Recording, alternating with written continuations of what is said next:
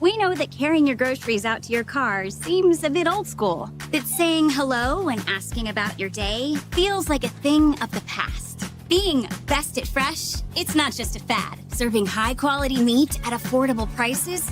Talk about a throwback. But at Fareway, that's kind of our thing. Because some things never go out of style. Friendly at Fareway. It's more than just a name. Breaking Benjamin. And 3 Days Grace. Live. September 23rd at Casey Center. With special guest Return to Dust. Get tickets now at HyVeeTips.com. Laser 103.3 presents Breaking Benjamin and 3 Days Grace.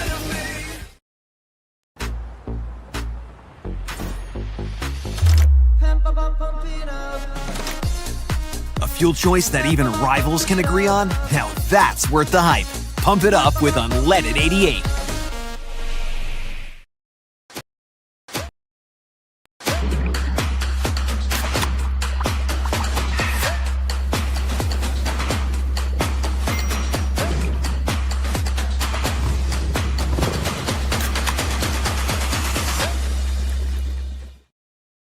Two guys, two Chris's, one network. Iowa Everywhere. It's time for Two Guys with Chris Williams and Chris Hassel. Presented by Fareway Meat and Grocery from the Channel Seed Studios. Where? Everywhere. Live and always on demand at Iowa Everywhere.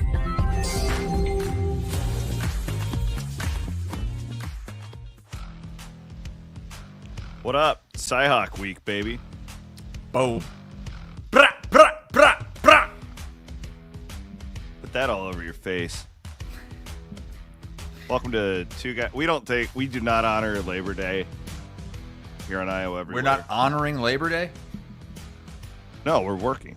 Yeah, Well, we labor on Labor Day.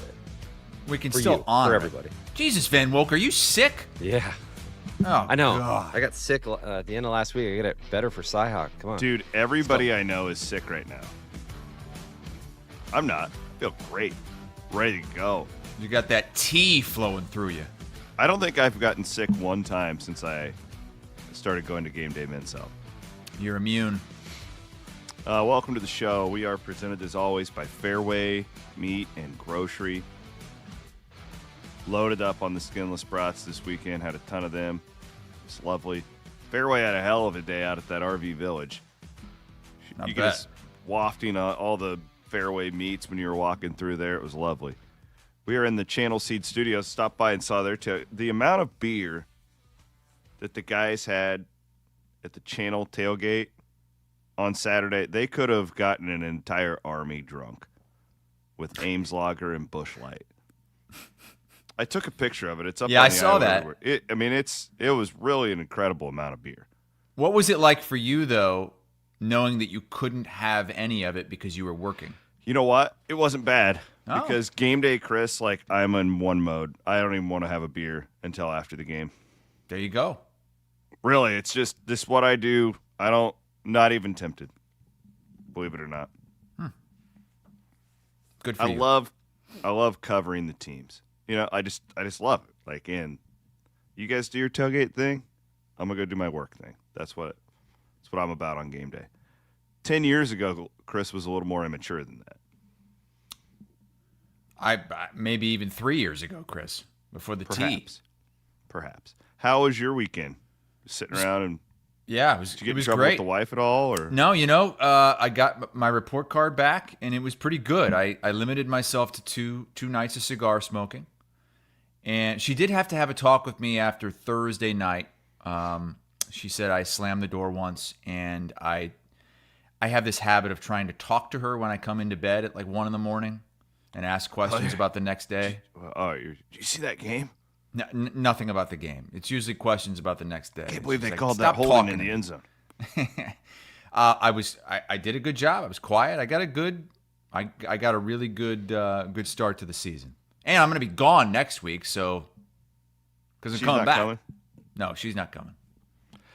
We have all week to get into that. We do have a massive week here on Iowa Everywhere. It is so packed full of stuff. This is just Friday alone. Okay, like this isn't all. So Friday, like whatever you normally do on a Friday, just log on to our YouTube page and stay there. Be the best way. So we are going to be live. We're not having our show Thursday. We are having a live show on Friday at Eggs and Jam. Matt, could you pull up the Eggs and Jam address? Just so, because we would love it. We would love it if people would come and introduce yourselves, get some pictures, have a little two guys brunch party on Friday. A little Bloody Mary. We can do that on the show Friday. Absolutely. It's 1907 EP True Parkway, Suite 102 in West Des Moines. 1907 EP True over there at Eggs and Jam. I already had people in the tailgate lots asking me about this. I think we're going to have a really good crowd for this on Friday. So we look forward to that. Murph and Andy the same day will be live from their tour in Polk City. Then we've got two special shows on Friday night. Hassel and Scott Doctorman. What a pairing this is. Wow. I will be there too. So I'll be able to come in and give a little bit of clone if y'all want me to. Absolutely. Yeah, it can't be all Hawkeye. I'll come in and hang out. 4 o'clock. We will be at Big Grove. Have you ever been to the Big Grove in downtown? It's awesome. Like, it's probably my favorite spot in Des Moines. That's where that old Crescent Chevrolet was, right? Yeah, I believe so, actually. Kind of by the Channel 13 station. Yep, I never right put across. 2 and 2 together, but yeah, I think you're correct. Yeah, that was that. It just had that big Crescent sign, and it was like vacant when I was working in Des Moines. I'm glad that Big Grove has made a great space there. Looking forward to it. And then Hawks on Tap. We had our first show on Friday night. This last Friday was really successful. Thanks to old buddy Todd Brommelkamp for jumping in on that. It'll be Downs and Scott Doctorman on Friday from Buffalo Wild Wings on Merle Hay.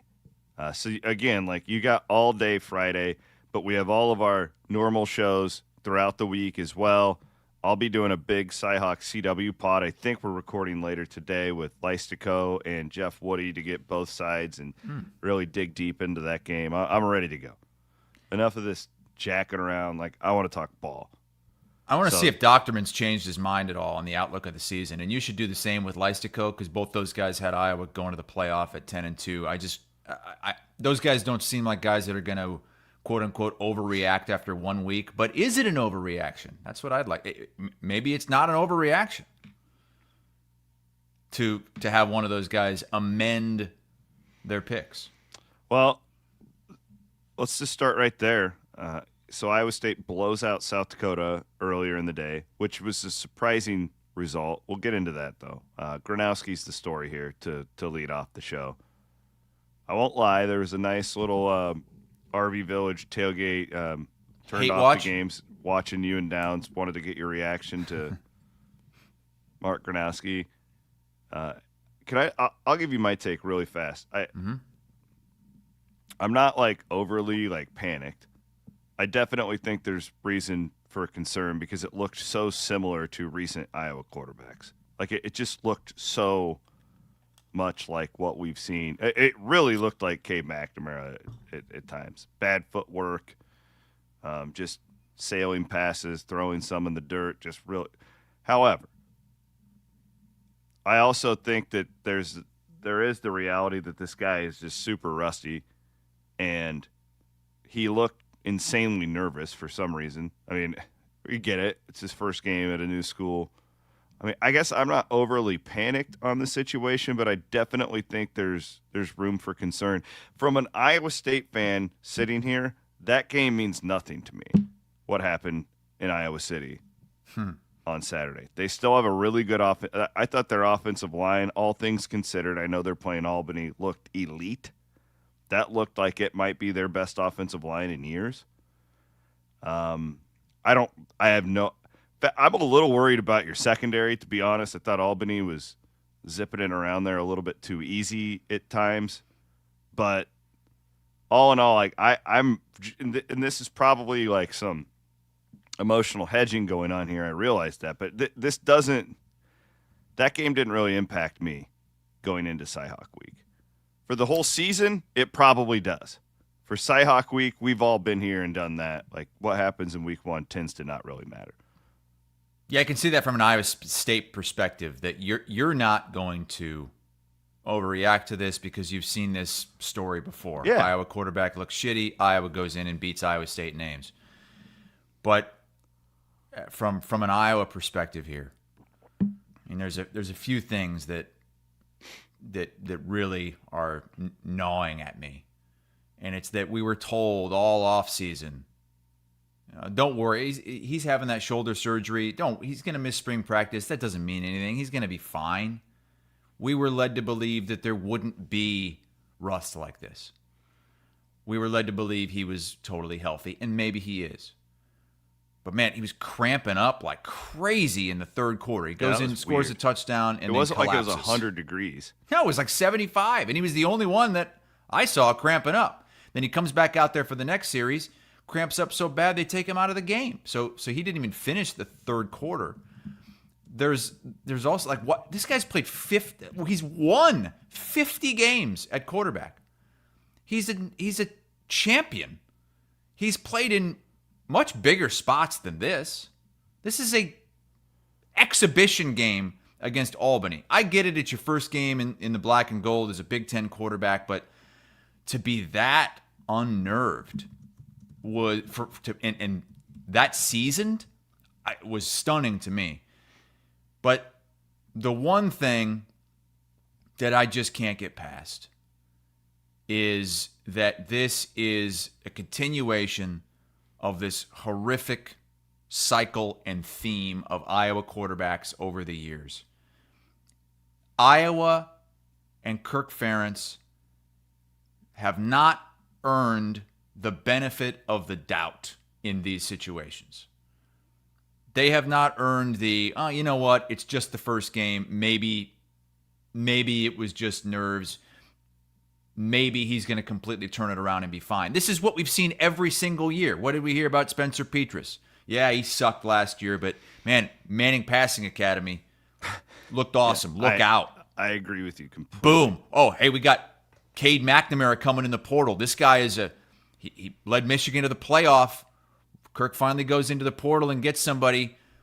He gets hurt right away. He's not 100%. Next season, but he's 100% now. He's back. Here we go. He's terrible. Okay? We even heard some similar stuff about Deacon Hill, how he's gotten better. Mark Gronowski looked like those quarterbacks in this game. And in fact, at times, he was worse. Those back-to-back passes he threw, and we posted a clip from Instant Iowa on it, and Van Wink did a great job of editing that, the back-to-back throws. And no, that first pass was not tipped when the wide receiver was open in the end zone and he underthrew him by 5 yards. And then he lollipopped the second one. Those are the two worst back-to-back passes I've ever seen from an Iowa quarterback that I can remember. I challenge anybody to go dig into Deacon Hill, Cade McNamara, Spencer Petras. If you can find two worse back-to-back throws than those, and this is against one of the worst teams in the country. That's the cherry on top here. And that's the concern, because now you go into Ames with the team that's humming. And you were right. We had this debate, and it certainly feels like going into this game, Iowa State has the edge because the Cyclones look to be in mid-season form. Yes, they do. From my perspective, and I think from a lot of Iowa fans' perspective, we're worried more about the season as a whole than going into this week. Yeah, maybe they can squeak out a victory this week, and maybe they'll turn things around in the passing game moving forward. But what has this always been about with Iowa? It's been about, can you compete with the best of the best? I get it. Iowa State's going to be top 20, maybe even top 15. But That's a rivalry game. Weird things happen. Do we really believe that this team can compete with Oregon and Penn State That's and keep the those question. games close with and even against, some of the other Big Ten teams like Indiana, Nebraska, with a passing game like this? Certainly doesn't feel like that right now, especially when you watch some of these other games that are going on around the country featuring the big-time programs. I got to get to my rankings. You mentioned rankings. You know how hard it is to do a top 16 right now? Like, I haven't submitted my poll because I don't I have hope to until Alabama's not in there. They're not. But I'm going to have you help me with it. Can you do that today with our segment from Big Grove? Sure. Here in just a little bit, because I don't have to submit it till tomorrow, but I'm like walking through these things in my head. We'll get to that. The Iowa State game, I thought they would win. I think we both picked them to cover on Friday.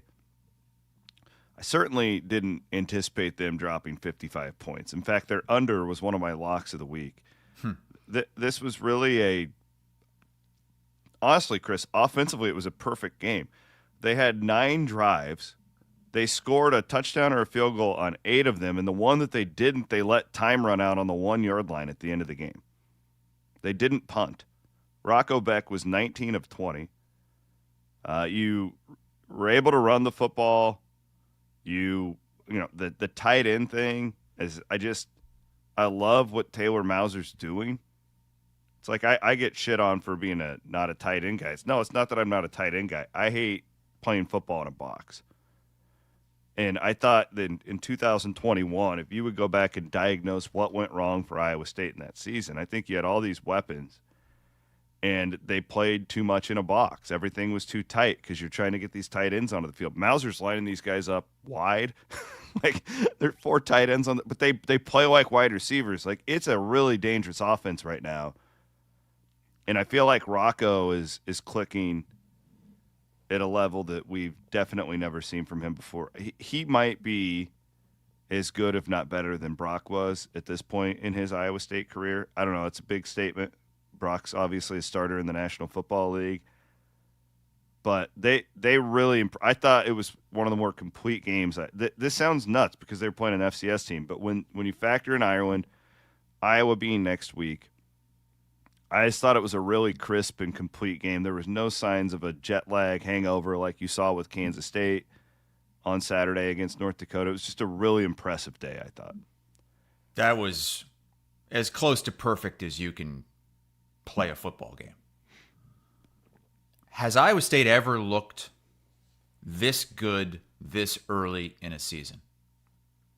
I don't think so. Because just you factor in like who they've beaten and how they've done it. I will ask you, does Kansas State's result change your mind at all about that? It makes me think about it. They needed a last-minute touchdown to beat North Dakota at home. It makes me think about it for sure.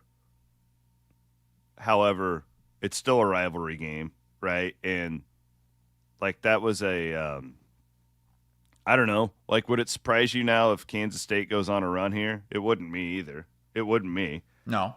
It does make me think about it, though. But I find it hard to believe that Kansas State's all of a sudden just going to suck. I think that as good of a job as Matt Campbell did to bridge that gap from Ireland back home, Kansas State was on the other end of it. That's why teams, some teams go to hell when they go to Ireland. You lose that game, you lose a heartbreaker, and then you got to come back home and play North Dakota, and they weren't ready, and they probably should have lost the game. But that speaks to the job that this coaching staff did.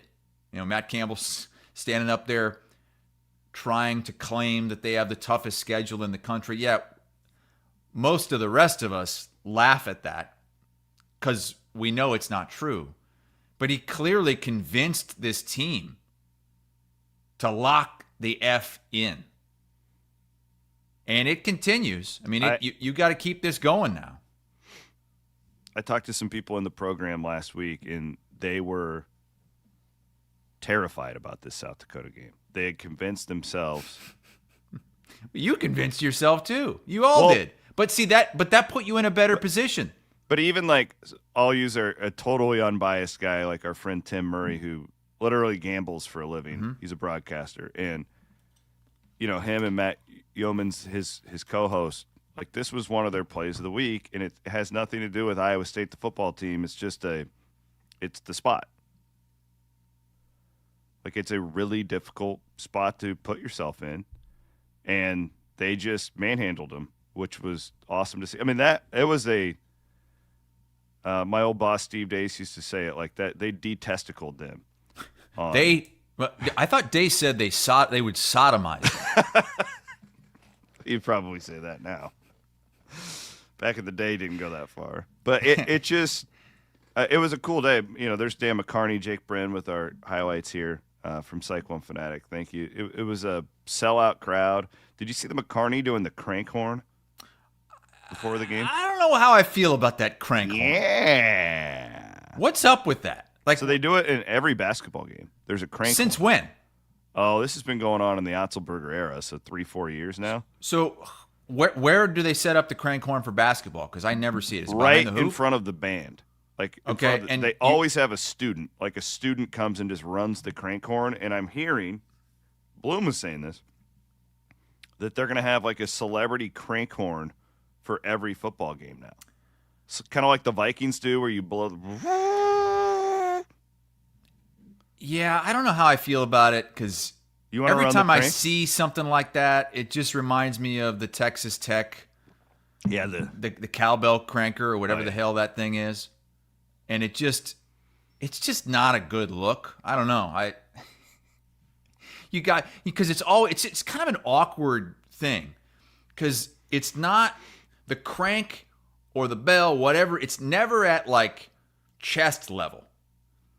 You always see the person, they kind of have to like bend over. They have to like hunch over, bend down, and then reach down. And so they're like... Matt, can you pull the video of McCarney doing it? I have it on my Twitter feed from the other day. It was truly elite. McCarney's in damn good shape for being his. And the guy just... I've talked to him about this. He wakes up early. He like goes for a run on the beach. See, look at it. Come on. Yeah. He's got to bend over. He's all hunched over. Now that is it is at least. Look at how hard he's cranking. I think if he's standing up, that might be at his waist, but he's got to hunch over and crank that thing. I don't know. You got to ramp into it, right? You can't just have it be one like and then let it go down, right? Big Papa says that they should have Bloom do it, so there would be no bending. The Bloom would be like reaching over his head to crank that. That's a cool tradition. You bring guys back. Hey, it's Seneca, you want to come run the crank on Saturday? How is it a tradition if you've never done it before? No, they're starting it. Okay, got to start somewhere. They're trying to start it. It is tradition. like in Hilton. It's really loud because it's in an enclosed area and it's just like air raid siren or whatever it is. Well, give it a shot. Well, I think that go ahead. I just wanted to go back to your quarterback real quick. Do you remember this was big news back in the day? My friend Tom Herman, he had his championship hydration level chart. Yes. And I think somebody needs to show this to Mark Gronowski. You think his piss was a little dark yellow or maybe even brown? I'm guessing because I didn't see anybody cramp up in Ames. I think he was the only person who cramped up in Iowa City. I'm wondering what his hydration chart would be. What color his urine? Is he a selfish teammate? Does he have blatant disregard for your teammates? See, that urine chart stops short of rhabdo. You can extend that to the rhabdo and where it's black. A little too close to home there in Iowa City, my friend. Here you go. Gronowski, you piss brown. Hank Brown's coming in. Oh, God. He did come in, but we didn't get to see much of him. Anytime a guy cramps, I think of Tom Herman's championship hydration chart. I also didn't like. I know we're kind of ping-ponging back and forth, but they play each other this week, so it's fine. It's People okay. don't care. I didn't like how much he ran the ball, how many hits he was taking. That was evident in the first half, especially. Yeah. And I mean, he was bouncing all over the place. Like he had clean pockets, and clearly he was getting antsy, and his receivers weren't getting open. What's the other thing we heard all offseason? Well, geez, this receiver room, yeah, it might be the best Iowa's If you're had an in Iowa fan 15 falling years. for that, then I'm sorry, I can't do anything. Now, they lost Reese Vanderzee, who fractured his foot walking up a set of stairs after practice last week. So that didn't help. They also lost Kamari Moulton, their starting running back at the start of this game, with some kind of an arm or shoulder injury. So he's probably not going to play against Iowa State. Question on that. Can I follow Yeah. up on that? Yeah. Like, how big of a deal is that? I don't think it's that big a deal. Yeah, because you and Downs kind of like played it off, and I was like, oh. It's a running back. It's not Caleb Johnson. And it's Iowa. Like, right? Like, they've got like 4 of those guys that are just like him. That right. didn't really impact me much in the game. I don't think that. But he was number 1 for a reason. Yeah, and he was number 1 going into the season last year, but that's because of Caleb Johnson had some kind of he wasn't able to start the first game for a disciplinary reason, I believe. But it's just these things, you lose one of your top receivers, you lose your top running back. Gronowski leaves the game in the third with cramps, and that wasn't even the worst thing he did in that game. It was the way he played. He ran too much. I don't think that's sustainable. Getting hit as much as he did, like Albany was laying some licks on him. And I get that he played like that in the FCS. But you're not going to be able to play like that for an entire season with Iowa's schedule. It's not going to work. That game, and I think that Tim Lester was going to try to do this, that game needed to be Gronowski getting comfortable throwing the football, finding some receivers down the field, getting acclimated to being in that uniform, in that stadium as the guy for Iowa, not exactly what happened, which was, we're just going to have to run the ball straight up the middle and win this game 34-7. But I think Lester bailed on that. I think he was trying to do that, but he saw Gronowski he wasn't there. He had issues with not just cramping, but mentally. His footwork was terrible. He was rushed. I don't know what the hell was going on with his arm. It's like one pass is 10 yards short. The next pass is 10 yards over a guy's head. Did you see anything from him after the game? What do you mean by see anything? Like, did he talk? Yeah, and he said he didn't play well and he has to play better. And Kirk Ferentz said he's not worried about him. Well, they basically chalked it up to nerves. Yeah. Is he going to be, why isn't he going to be nervous next week at Iowa State? Objective football guys, take our fandom out of this. Iowa State clearly looks like the team that should be favored by maybe even more based on what we've seen. But yes, we also know, based on our history of covering this rivalry, and like as an Iowa State fan, I'm not comfortable going into this. Like, there's not an you know ounce of- what? We talked about it on Instant Iowa after the game. It's a lot easier to be in Kirk Ferentz's spot this week than it is Matt Campbell's. Because Iowa State looks as good as they ever have. They'll be ranked around 15 in the country. They're going to be a favorite. And Iowa, oh, God, you guys look like shit. Mark Gronowski looks like a total failure. And it's not going to be hard for Kirk Ferentz to get these guys ready compared to Campbell. To go back to your question, I heard you reference that Fales said this too, and he's been around a long time. Has Iowa State ever looked this good this early in the season? So they've been 3-4-0 before. But last year they were. What did they start last year? Oh yeah, you're right. Yeah, but 8-0, 7-0. They look so crisp though. 3 penalties in 2 games? Mm-hmm. They're not missing tackles. Efficiency on offense. I mean, they had some turnovers in Ireland, but I think the weather had a lot to do with that. Sure. because the other team was doing it too, is kind of what that game was. They just look really, really like a mature and crisp football team right now. The Kansas State win, and I was, by the way, locked into that game against North Dakota, just praying Kansas State would pull that off. I mean, who knows what they're going to turn into, but that, like, just like emotionally and physically, I mean, that would be like you guys playing Nebraska or in Ireland to start the season. Like, even those Nebraska teams that are like 7-5, like, it's still an emotional game that takes a toll on you physically, right? See, I think this is absolutely like the best they have looked. Shit, they were 2-0 going into the month of September. Yeah. Is anybody else 2-0 right now? I'm trying to think of the teams that Kansas played is. week 1. Kansas. But to beat your biggest Big 12 rival, to look like that in what was supposed to be a trap game, and now a chance against Iowa to really get this season jump-started. We've seen Iowa State, and Matt Campbell in particular, bust a bunch of narratives that had kind of been used against him and the program and even some players over these first few games and even going back to last year. I mean, you look at the whole one-score game thing we talked about. They've won 7 of their last 8 one-score games. That was the big knock. They couldn't win those. They lost 10 of 11. Ranked teams. They couldn't beat ranked teams. Now they've won 4 of 5 against ranked teams. I think they had lost like 9 straight. They had horrible special teams.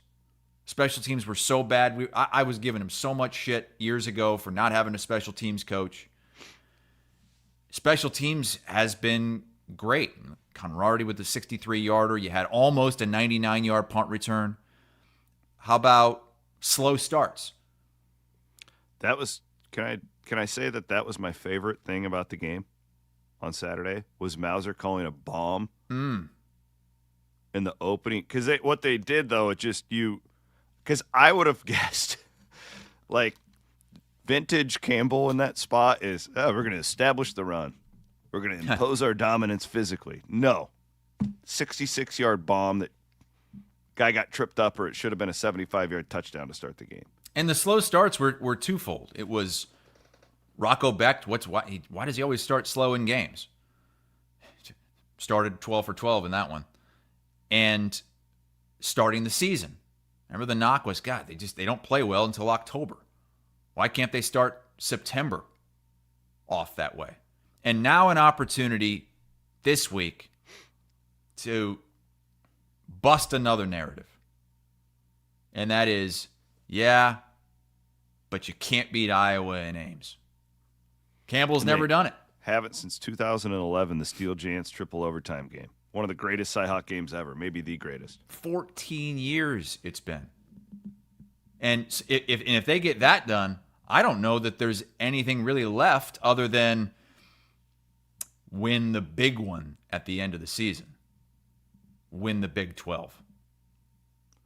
Which that league got a lot more interesting, I thought, over the weekend. Let's thank some of our great sponsors, and we'll move into all that, because I want to go long before I give you my poll. But before we do that, I want to give a shout-out to our friends at the Iowa Event Center. We got Breaking Benjamin. It's September. They got a big lineup coming. Aldine leads things off September 19th. You're going to that Aldine show, aren't you, Matt? Try that in. I'll probably miss. I'm going to be at Breaking Benjamin for sure. I think Label and I are going together. Sounds and like then a hell of a Eric time. Church. We're waiting for that. We're waiting for that kick time for that Arizona game. But oh, man. I know you'll be there. All things considered, if I'll it's an early try. game. As long as I don't know, as long as it's 2:30 or earlier, I think I'll be able to make it. I could see him putting that damn game at night, though. We'll see. Are we expecting any kick times to come out today? I would think that they would. Like, yeah. Or is college the schedule... football doesn't really take the week off for day off for Labor Day. Like, so I would guess that kick times will come out today. There is not going to be a poll today because there's a game tonight. The poll will come out tomorrow. Yeah, because we have North Carolina TCU, Bill Belichick's Desbois. I'm going to go long because that's going to lead us into my poll conversation. Okay. Okay, so let's go along with Wealth Charter. It's time to go long with Wealth Charter Retirement Planning and Tax. Shout out to my buddy Tim over at Wealth Charter. I'm a perfect guy to talk to about this because I became obsessed with this about 6-7 years ago about like investing and not being an idiot with your money because you only have so much time to let it compound and do all that stuff. So give Tim a call. He's much more of an expert, but I'm very passionate about this. He's a really smart guy. I've had lunch with him, and your money's in good hands with our buddies over at Wealth Charter. So this is kind of like an ass backwards going long, but I found myself, Chris, not that interested in Texas, Ohio State. I was interested to see like how the young quarterbacks did because this Sayin kid, like Arch, got all the headlines. This Julian Sayin's like a dog. Like, he's really freaking good for Ohio State. And I found it almost like last night too when I'm watching Miami in Notre Dame, where I'm enjoying the games and I'm glad that like these real games are happening. But I'm almost like, yeah, it doesn't really matter because the expanded playoff. Yeah, or like, it doesn't really matter if Texas loses this game. It's not really going to impact the season. It's certainly not as impactful as it was when there was a 4-team playoff. Correct. Or especially when it was just the 2. So I guess my point here on going long is that I'm first of all, beggars can't be choosers, and I'm very glad that these teams are playing real games. Mm-hmm. This is good. This is a good thing. My going long is that do not expand this playoff anymore. Yeah. Don't do it. Like that, to me, and I'm as diehard as you get of a college football fan. And I'm sitting there with number 1 versus number 3, 11 a.m. kick on week 1. And I'm at the channel tailgate, and I'm not even checking my phone. I'll figure it out when we get out. Because it didn't really matter. Like, it really doesn't. Maybe it'll matter with, like, seeding at the end of the year. They'll be like, well, you know, that one loss was at Ohio State. But, like, these teams are both still getting in the playoff. Well, I tell you, it as Adam points out, it didn't matter to ESPN's FPI, Texas State at number 1. God. Did you feel that at all, though? Like, and I felt that with watching Notre Dame and Miami last night. I'm like, Notre Dame's still got a really good chance to get into the playoff. And the players, like, they're not even that upset after these games because they – and again, like, there's just got to be some happy medium. I'm glad the games are happening. I'm not complaining. This is way better than playing Wright State. Sorry, Wright Straight. I don't know why you got strays in the show today. But, like... More like Wright Gay, am I right? Just imagine if this was a 20-team playoff or, like, whatever the Big Ten wants. Big Ten wants 28. Like, SEC has talked about 32. You're right. Everything has changed to where it used to be like if you lose one game, you're screwed. I mean, you're really, like... You probably won't have a chance, even if you run the table, to get into a national championship position. And now, I mean, shoot, last year, the SEC was all fired up because their 3-loss teams didn't get into the playoff. Well, you know, and the other side of this that's just fascinating to me, and this doesn't get chronicled enough, is that the same people who fought having a playoff for all those years, Bill Hancock and the college football playoff guys, because it would ruin the regular season if we had a playoff, because they liked the lose, like, in admirable, okay, really what they were doing was protecting their suits in the bowl games and all the money that was being made, but whatever. Well, then they agreed to the 4-team playoff because basically a gun is to their head, and we start doing that. And now they just push for more and more and more because greed is completely taken over. So now, like, we've gotten to the point where everything they used to fight for, we're going. So I just thought it was a great example of, like, we don't need to expand this thing anymore. It's kind of already doing this, but there's got to be a happy medium because we want a playoff. We want a positive thing. We all could agree a playoff is good for the sport. But, man, if it feels like this now, just imagine if that thing is at 25 teams or whatever the hell they're going to do with it. Did you see Fornelli from CBS and his article about how this basically week 1 proves that the Big 12 is just a one-bid league? A lot of pushback from Big 12 fans on that. Yeah, a lot of pushback. They're real sensitive about this topic. He wrote, I saw a path for the Big 12 to get multiple bids this year, but they've all gone up in smoke. I will say this. I'm somewhere in the middle here. I agree with the Big 12 fans who say it's too early to make this sort of a leap. But the problem is, and this has always been the problem, it's a perception thing. Mm-hmm. And the perception of the league is not high, and it completely tanked on Friday night when you had those opportunities. I actually thought Cincinnati played really well against Nebraska on Thursday. Did. I thought that was a good showing from the league. Baylor had a real opportunity to do something great for the league and completely didn't belong. Come on. Dave Aranda might be looking for a job in mid-October at this point. And then, I don't know. I didn't really expect Colorado to beat Georgia Tech. But again, it's not about the actual games. This is the problem, guys. It's about the perception. I didn't read Fornelli's piece, so I don't know what his actual take is on it. Well, it's that. It's in the toss-up games and the games where you needed to win, you didn't win, and they have one more opportunity tonight. Look, they did get Utah looked awesome. You can't just definitively say that's it. It's a one-bid league because of what happened. Because what if Utah and Iowa State go unbeaten and then meet in the Big 12 championship game? The loser is still probably getting in. And I would agree. Van Woke is trying to throw up this graphic about that is how a disingenuous stat. That pissed me off when I saw that in the Big 12's press release. On Saturday, Big 12 teams went 8-0, winning by an average of 38.5 points. It's the only time in the last 40 years any FBS conference has gone undefeated with an average margin of victory of 35 plus. It's misleading. Just completely ignores Friday night. Yeah. How about this one from Gookin? The Power 4 teams against the spread through week 1. Big 12 was 9-6. Did better than expectations. I mean, you think that's going to matter? It's not.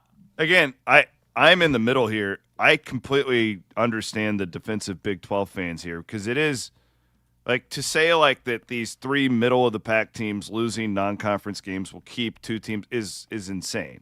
On the surface.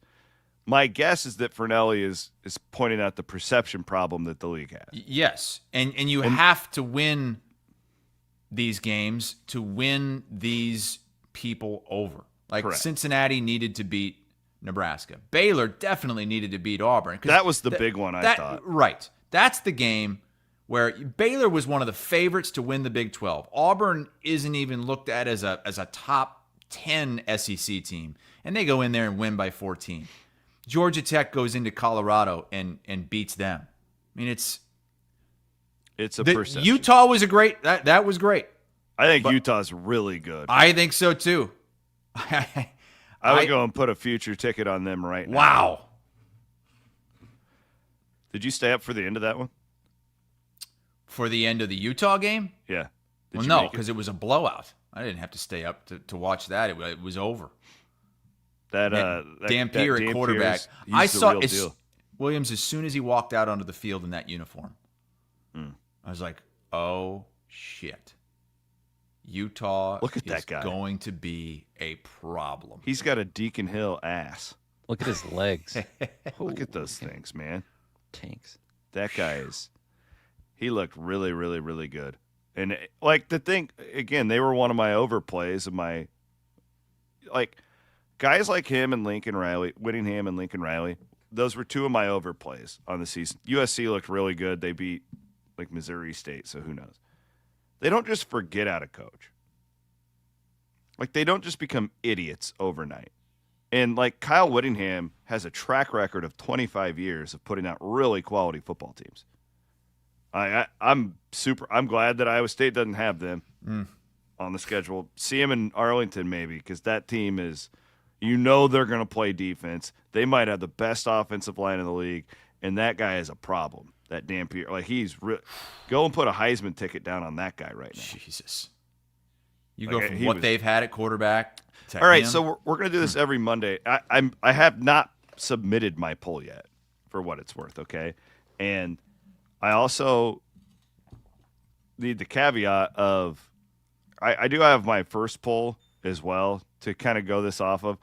This is my first time polling, and I'm really excited to do it because I love geeking out on this stuff. It's for the Football Writers Association of America and the National Football Foundation poll. And so what I did was I had my preseason poll, And then now I have this one, and I'm not the type right now, Chris, where it's like, well, I had them 12 last week and they didn't lose, so I can't punish them. No, I've seen the teams now. Okay? Seen the teams. This is where I think that they land. And I'm going to do this every week, presented by our friends at Big Grove. You can come and join us on Friday, Big Grove in downtown Des Moines. Hassel and I will both be there. Scott Docterman. I believe Aiden's producing that show for us. You come out and shake Aiden's hand as well. Look forward to having a little Cyhawk party for you guys on Friday night. But this is what I have come up with. Now, again, there's tonight's game, but I can't imagine putting TCU or North Carolina in. I kept Penn State at number 1.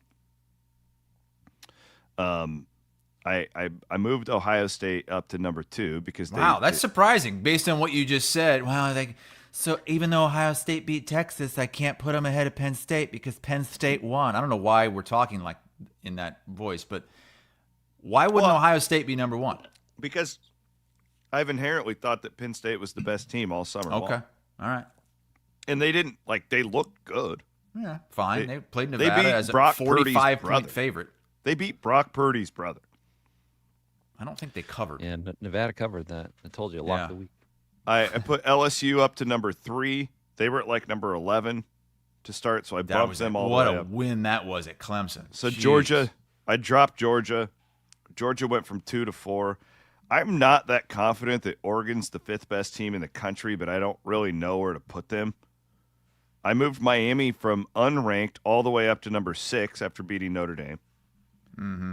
I dropped Texas down to 7 because I still, I don't think it really matters. I think they're probably the top 3 roster in the country. I love Ole Miss. I just think that they're going to be really good this year. Moved South Carolina up to 9, although they didn't really impress me that much. So I take Florida State unranked and put them top 10. Do you think that that's an overreaction to beating Alabama? No.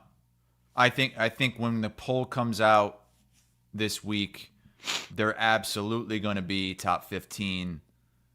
I don't know about top 10, but I don't mind it because not only did they beat Alabama, they kicked their ass. Yeah. I have Iowa State at 11. They were unranked for me in the first one. Arizona State stays at 12. I dropped Clemson to 13. I mean, listen, if I think LSU's number 3, they were right there. Mm-hmm. This is where it gets really hard, these teams with 1 loss. It's like, is Notre Dame a top 15 team? Probably. Yeah. Right? But I think Texas Tech looked really good.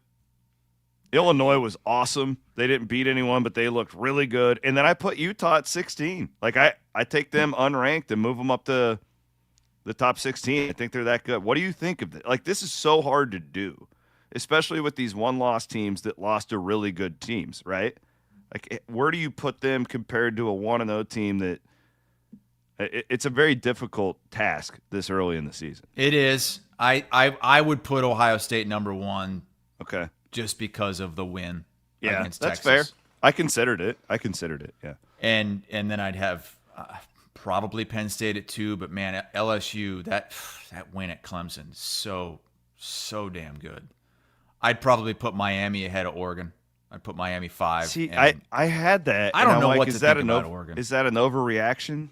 Because I don't know. I don't have that's Notre Dame. That's a great win against Notre Dame. That's a great win. And they've got this experienced quarterback. Mm-hmm. Beck looked really good. Their defense was flying to the football. Loved what I saw from the Hurricanes. I absolutely would have dropped Alabama. I don't know. Where did you have Alabama originally? 8 or 9. Yeah, I would absolutely drop them out of the top 16. Unless they find a decent quarterback, they're screwed. And the defense didn't look good either. And it is tough. I don't know. Maybe Tennessee should be in there. Teams I dropped out were Michigan, USC. I have both of them. I dropped Bama out, and I dropped Notre Dame out after the loss. And I feel like that's probably an overreaction to completely drop Notre Dame out.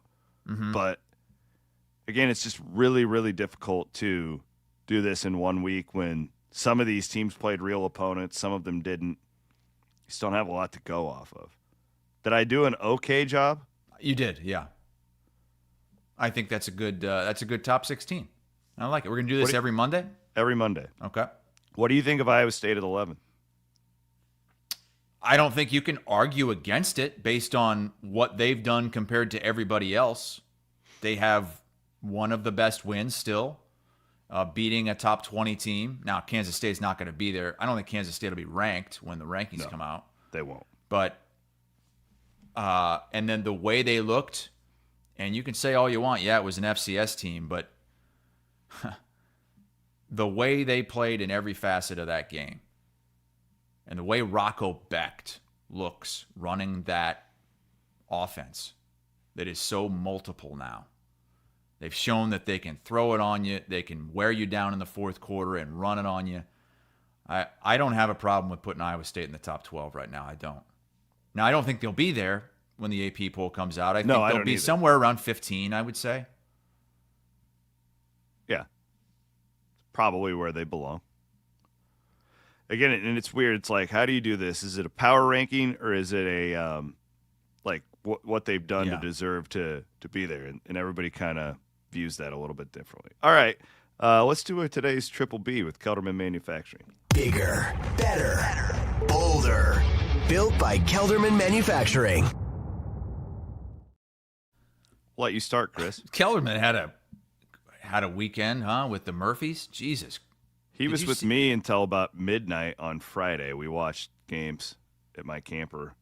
And then, I saw Murph was like wearing a cut off Kelderman t-shirt, showing off the guns. I get the feeling that when Kelderman is around Murph, that Murph just kind of becomes his little toy. Yeah. And just kind of does whatever he wants to him, dresses him up however he wants, puts him on the back of his motorcycle. Did you see Keith with Jenny on on Kelderman's motorcycle? I did, yeah. And Keith was riding bitch in the back. Mm-hmm. And it just looked like he was miserable. I'd like to see Keith just drive a Harley. He couldn't handle it. Keith's too petite for a Harley. Here, I'll let you start. Who do you want to go with? Yeah, so what did I say on Thursday's show that I wanted to see from Iowa State? Receivers and the kicker. Yeah, I mean, I said, I want to see Conrarty make some field goals, get some confidence. And what's this SOB do? He convinces Matt Campbell to let him try a 63-yarder at the end of the half and drills it. I loved it. After the game, they bring into the press availability. I have the sound. It's great. Oh, you do? Let's hear him. Yeah, let's hear it. He basically just said, do you want to kick it? And I'm like, of course. And he's just like, F it, let's kick it. Yeah. He said that? F it, or was it something different? What's that? Was it F it, or was it something different? I don't know if I should say it. I love it. Was like, and then the look on Campbell's face when it went in, and the confidence that has to give this kid moving forward, that your coach believes in you to make a 63-yarder. And he made another field goal during the day as well. He was 2 for 2. And they celebrate the way they celebrated after that, lifting him up. What a capper to the half. I thought that was cool. I completely agree. And the best part was like Rocco. There's footage of Rocco like going crazy on the sideline, celebrating with him. That was a neat moment. It felt weird. It felt like he was going to make it. Yeah, it did. I thought, yeah. I don't know what. It was a perfect weather afternoon. They tried to ice him too. They did. Yeah, the Sons of Guns at South Dakota. I want to give props to this sousaphone player at Texas Southern. Have you guys seen this? No. I don't know what's going. So this guy plays sousaphone for Texas, and what is a sousaphone? It's like a marching tuba. Yeah. Marching tuba, right, Matt? Yeah, it goes around the person instead of holding it. Okay, it's the one you wear. All right. Yeah. John Phillips. Look at this. Just beats the shit out of it. So that he's doing his band thing, and this guy is like taunting him. Oh, wait. The band has like security. Look at this guy. What? Go back to the beginning, Matt. Okay. Like, we're gonna break this thing down. So this guy who's wearing the hat here has beef with this sousaphone player and the Texas. And look at him. He's still bouncing and doing his like Boom. And this guy's running his mouth, and the dude in the sousaphone lays 3 jacks just right across, got all over his face while he's still playing the sousaphone. That's great. But I want to know what made this fan so mad at the sousaphone player. I mean, the band is right next to the. Maybe they're playing too loud. I don't know.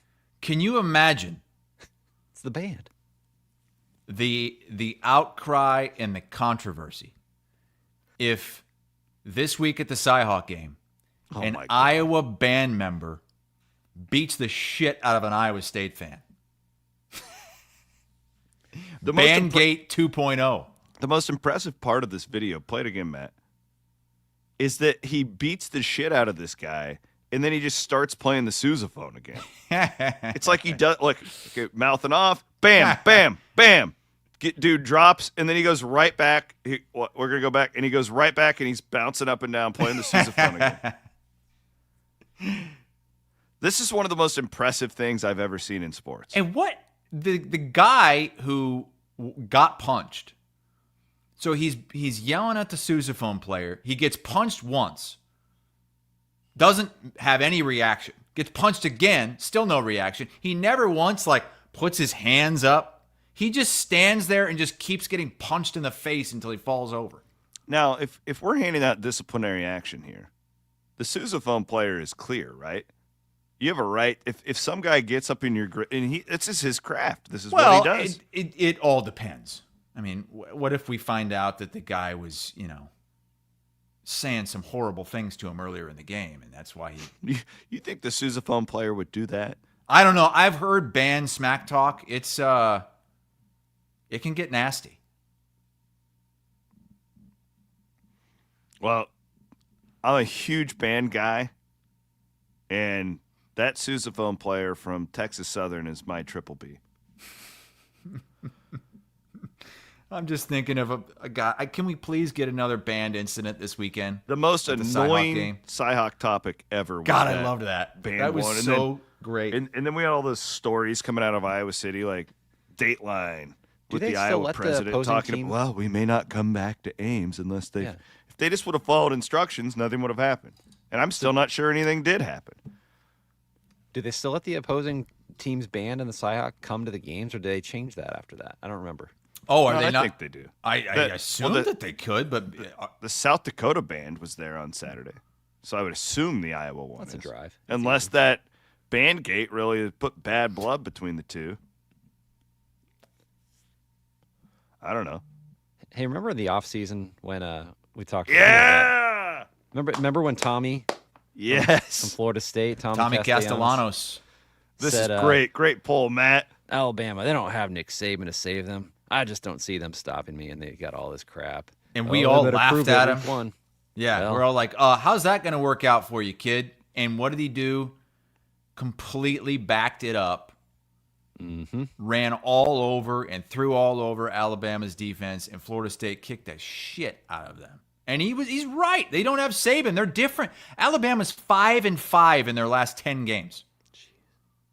Is DeBoer going to make it? No. Like, they're already firing him right now. But you also, this is something you have to think about. It's different than it was 10 years ago. You can't just fire coaches because you have to buy them out, and you still have to pay the players. I think his buyout is like $55 or $60 million. They can't afford that. They'll find a way. If Alabama goes 8-4 this season, they will find a way. They don't have T. Boone Pickens. They don't have Cody Campbell. That is true. But they've got a lot of people that won't accept that. I mean, it's not like it's not Iowa. They've got a lot of boosters. And believe me, they will step up and pay the buyout if he fails this season. Why would they give Kalen DeBoer a $70 million buyout? I don't think it's 70 anymore. I think it was 70 if they fired him after year one. But I think it's around 55. That would be like giving Sonny Dykes, you made it to the championship game.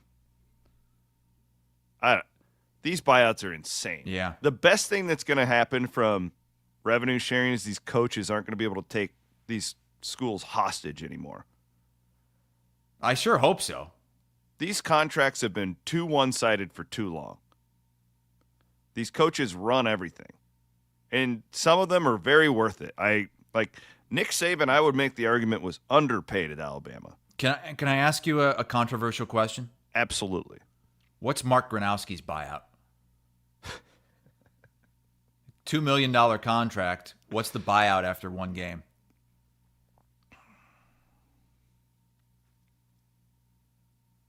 Again, though, we're just in this like weird period where I wish it was just public.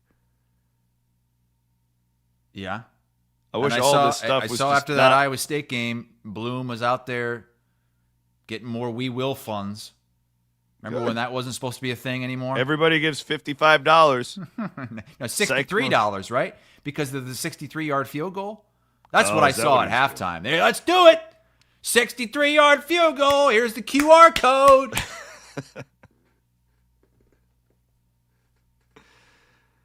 All right, so big and busy week. We are looking forward to it. It's going to be a lot. But Keith and Andy are on the road all week, so their shows they're going to be in Earlham Today. Yep. You know, this is great. This is the best part about getting them away from the old radio station is that I would always get so pissed at the start of every Cyhawk week that there was no Murph and Andy on Monday.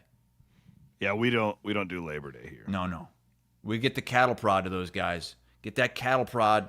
It drove me nuts as talent on KXNO that we weren't on the air. Because it was all like we talk all summer about these games. And then like you want to bring us on at Tuesday at 4:00 and give our reaction. It's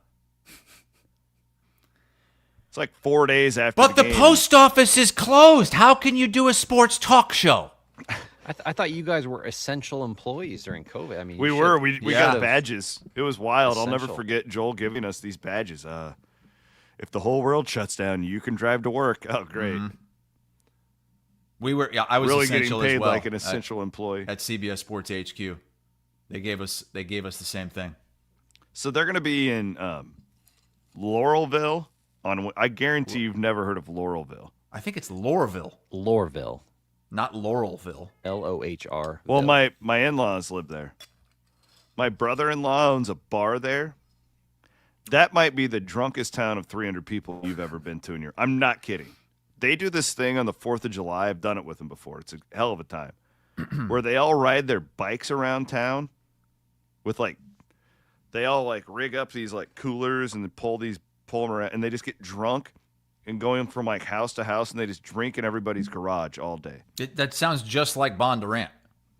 No, we're sophisticated. That stop, I promise you, that stop that they have in Laurelville. So is it really pronounced Laurelville? I believe so. Because they kept saying Lorville. That is the drunkest town I've ever been to in my life. It's not spelled with another L in it. It's Lohr Ville. Lorville. It's like adding an S to everything. Like Earlham's tonight. We're going to Earlham's. Earlham's. It's like when my That'll dad be a great stop too. puts a T on every word that ends in N. Wisconsin, oxygen. Back when I used to do the RV TV tour, that it was always wild though, that first event, because it just feels like you just don't even breathe from the first game, and bam, Cyhawk is all over your face. How'd your locks do, by the way? I think I went 2 and 3. Matt, maybe you could pull them up. How did you do? I didn't even check. I was so pissed. I missed the Iowa State under. Baylor. Oh God. Okay, I got Georgia Tech. So you went 1 and 2. Oh yeah, I went 1 and 2. I got Georgia Tech minus 4.5, but I had Iowa minus 38 against Army. Iowa didn't even score 38 points. And I also had Nebraska minus 6.5. That didn't happen. I got absolutely screwed in that Georgia game. They won by 38. So I went 2 and 3. And you had it at 38.5. Damn. And Michigan didn't cover. No, Michigan didn't look that great. The Georgia absolutely took the foot off the gas and I was streaming that game from the press box at Jack Trice Stadium like a true degenerate, just hoping that Georgia would just pack one more on. No, so again, our show on Thursday will be Friday, and it will be live at Eggs and Jam in West Des Moines. You guys can come out and enjoy the show with us. It's going to be a lot of fun, and we have a packed day Friday. So Murph and Andy, you can just go up to Polk City and see those guys, and then you can join us at Big Grove at 4 in the afternoon for another show. That'll be packed. That patio will be insane. So buckle up, Hassel. Get ready for that.